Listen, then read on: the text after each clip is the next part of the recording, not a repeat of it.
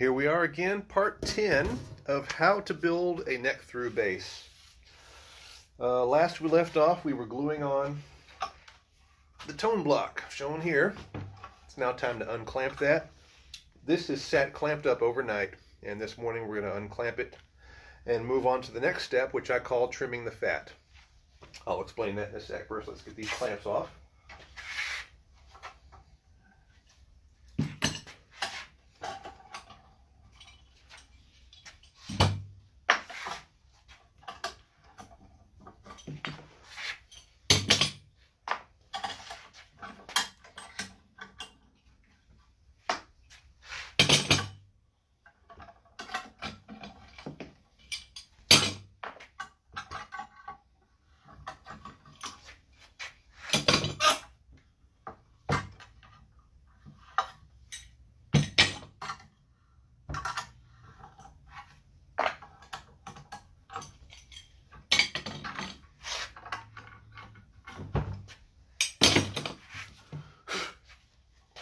Alright, now we have this big monstrosity of a neck blank with a tone block.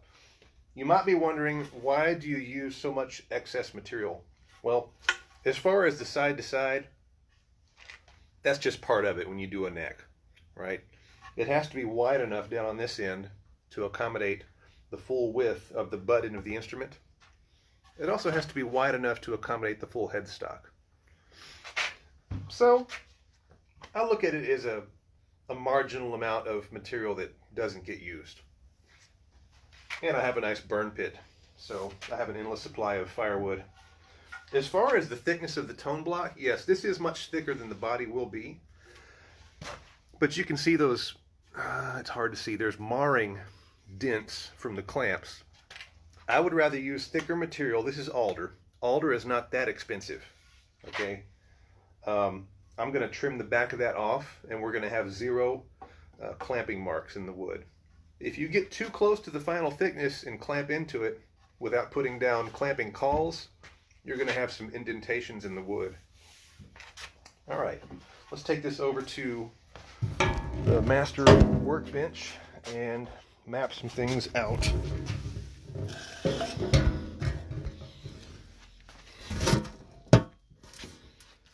So the first thing I'm going to do is I'm going to map out the side line that is the taper of the neck. And that is basically reflecting the lines that are set out by the fingerboard. We're going to be continuing on that taper of the fingerboard down to the end of the neck blank. In order to do that, we need a nice long ruler. Butt it up against the side of the fingerboard and make your mark. Do the same on this side.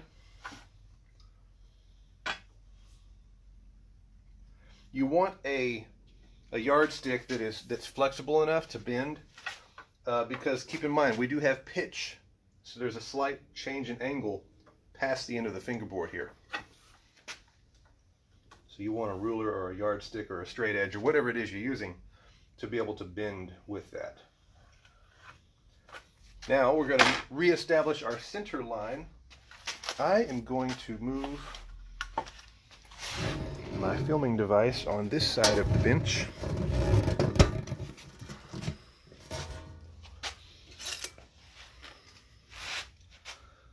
Mapping out the center line.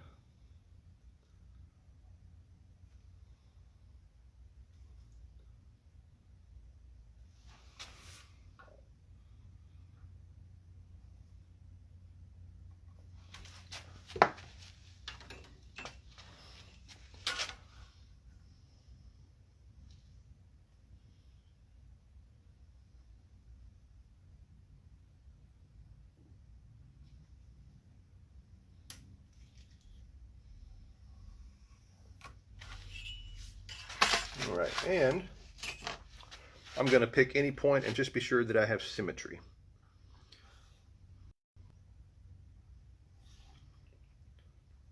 And we are very, very close. Looks like I have just a little bit extra fingerboard to take off on one side. So we're going to roll with that. Another thing that I like to do is to double check, let's see, this is a 34 just to be sure, I'm going to get my 34-inch scale fingerboard template. Not really a template, but just a reference. Yes, we are indeed 34. Now that I have my center line, I'm going to mark here 34. Protractor. Line that up. Make a straight line across.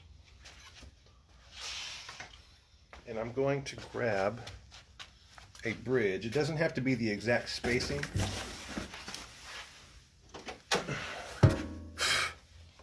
But it has to be the same type of bridge. This is an A-style bridge from the Hipshot.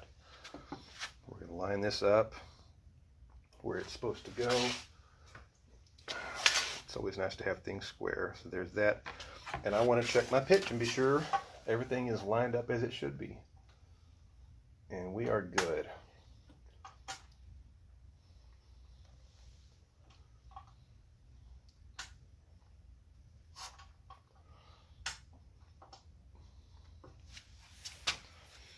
Something you want to plan ahead for is, at this point, the fingerboard is still level.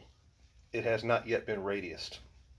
So some material is going to go away, but then you're going to be putting back some material in the means of frets. So when you're checking pitch and height and all these things, you have to keep that in mind. Now again, after the fingerboard is radiused and the frets are in, that's all going to happen before the wings get glued on. And if I need to put just a tiny bit more pitch, there are some techniques that I use to get a little bit more of that in by how I glue the wings on. So we're sitting in a good spot right now. We certainly don't have too much pitch, and that's always good. If you have too much, you're kind of stuck. Your only answer there is to build some sort of a riser block underneath the bridge, and that's, you know, it functions, but it's more of an afterthought, which I try to not go there. So, all right, we're going to trim this. Now I've got my big resawing blade on my bandsaw. What I'll do with that blade is I'll make the big cuts along the sides here, and then I'll stop. And when we get into the thinner material and we start tracing the headstock shape, I'm going to switch blades and go into a much smaller, thinner, more flexible blade for those flexible cuts, for the quick turns. So let's go over here.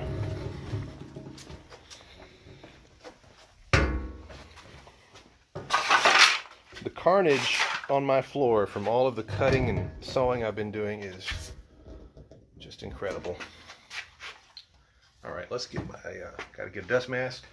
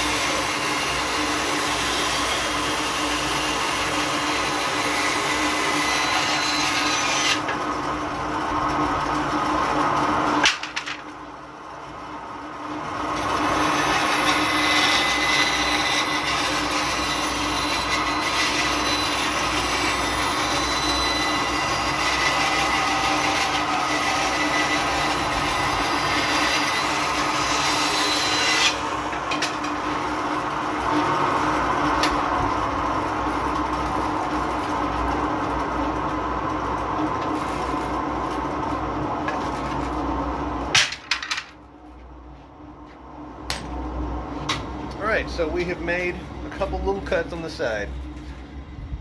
I'm going to change this blade now. Bear with me for just a moment.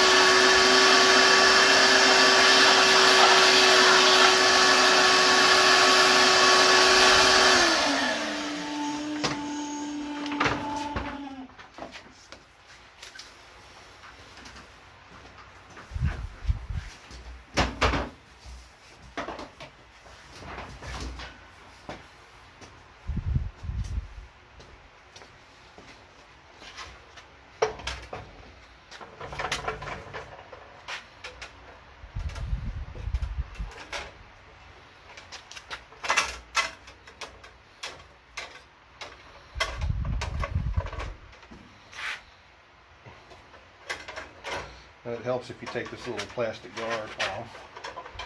Yeah, that always helps.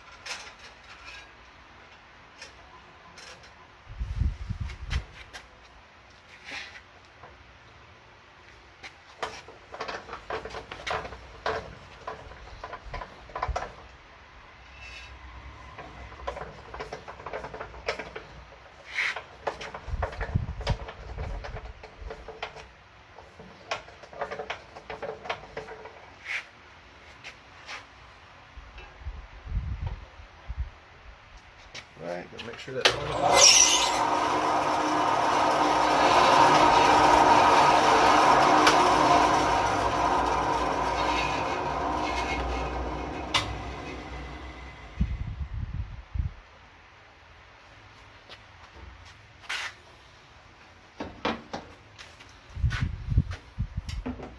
All right, blade changed.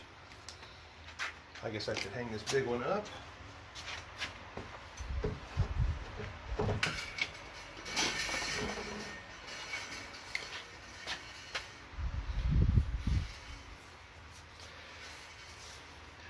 Now, I will tell you this ahead of time. The next few cuts that I make, especially when we start doing the headstock, you want to be sure that you have a nice open range of swing motion for this entire neck. I do not have that in this shop. I always run into this and some other things. I'm going to push this bench out of the way.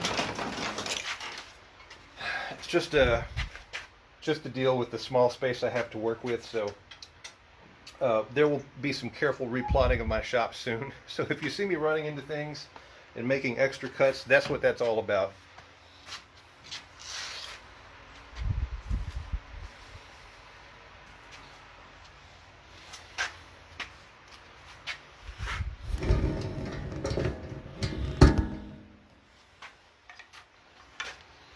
Here we go.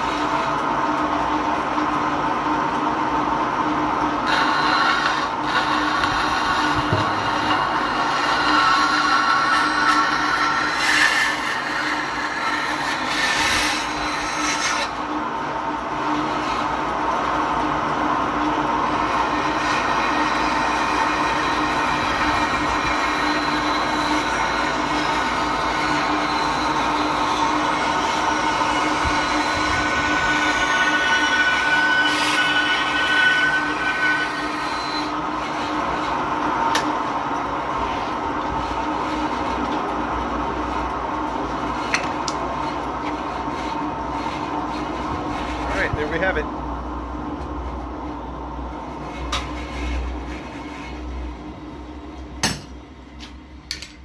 Okay, the next step is to flip the camera around. The next step is to level these edges alongside the fingerboard, alongside what will be the body. We're also going to come through here and we're going to closely define the shape of the headstock along the side here, clean up this arch, get this little curve here, and just basically edge it all up and make it look nice. And we still haven't dealt with front to back thickness yet. Things are still thicker than they're ever going to be in the build. These are all going to get sculpted down, but right now we're working on our side to side parameters and our shape. So we're going to go over to the edge sander, my trusty edge sander. I need to adjust that. So let me go put the phone back on my little stand. Sorry, there's a lot of back and forth.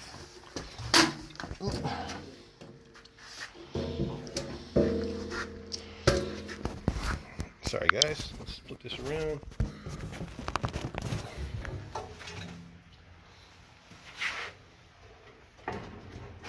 Raise this up just a little bit.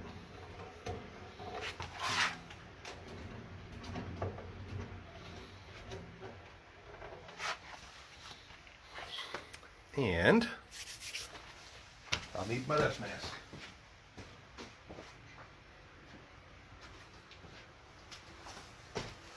Now to do this, I am going to open up this garage door because I'm going to blow dust all over the place. I've pretty much given up on my dust collection on this edge sander. It's just not doing a thing. I may as well not even have it hooked up to it.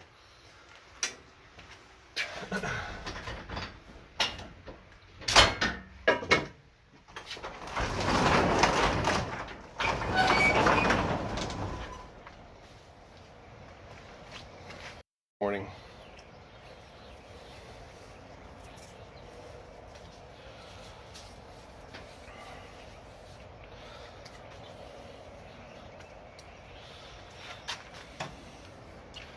First thing I'm going to do is I'm going to hit this straight edge, and then I'm going to work on this curve, and then after that the sides.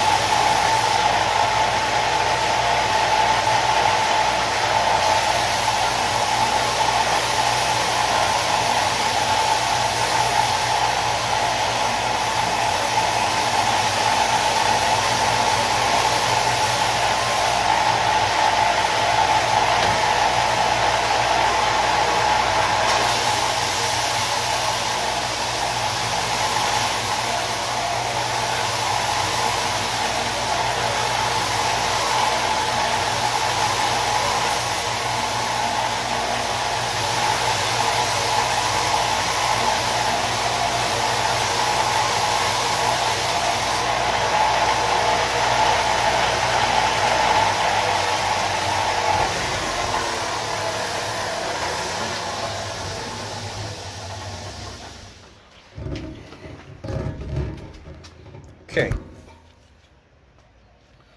going to check some measurements here. Knowing the string spacing that I'm going to use at the bridge, I want to be sure that I have the right dimension here at the 24th fret. And we are a little on the wide side, and that's fine. That's fine. That's a good thing. Let's see. We are...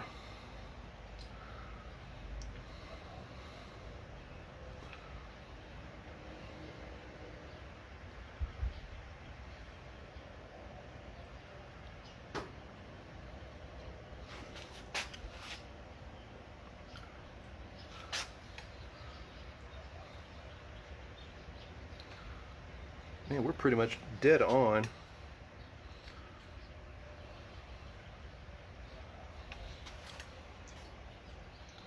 I was thinking to myself, maybe I'll take off a little bit more, but I'm going to leave it.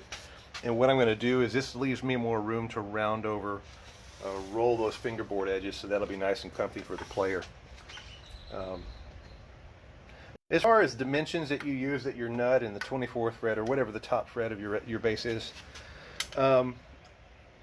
find what works for you. I've got numbers that work for me, and if you want to private message me on the side and ask, hey, what do you do for X spacing, whatever that is, let's talk. I'm an open book. No need to get into that now, but we have a nice level surface here for glue up.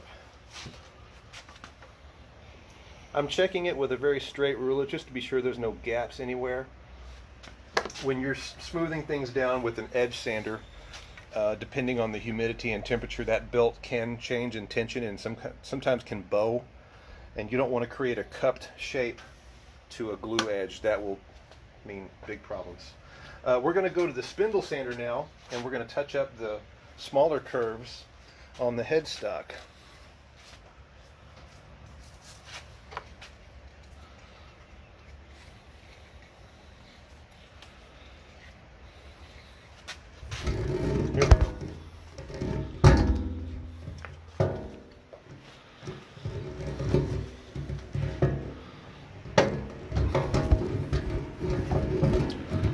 This is not working. I'm trying to find a place to put this stand.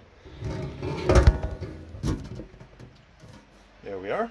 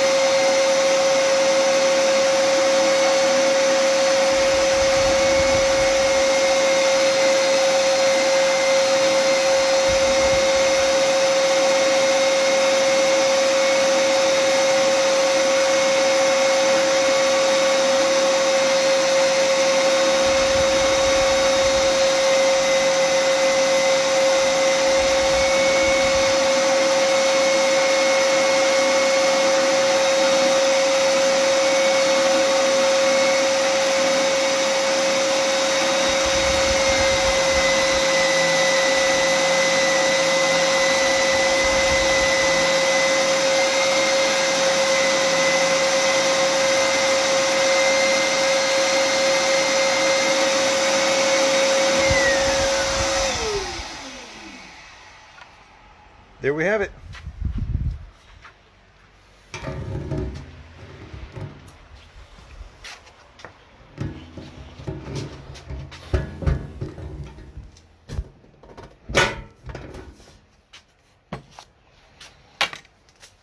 I'm going to shut that garage right quick.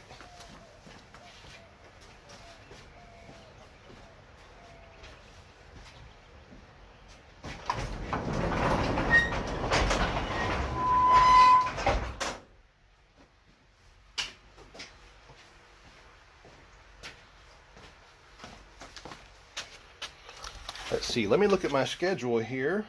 Oh, we're actually done with part 10. So we're going to stop there for today. The next step, part 11, is going to be where we map out the back side of things. We map off what we're going to trim off the back. All right. Thanks for watching. Stick around for more videos on how to build a neck through base. See you soon.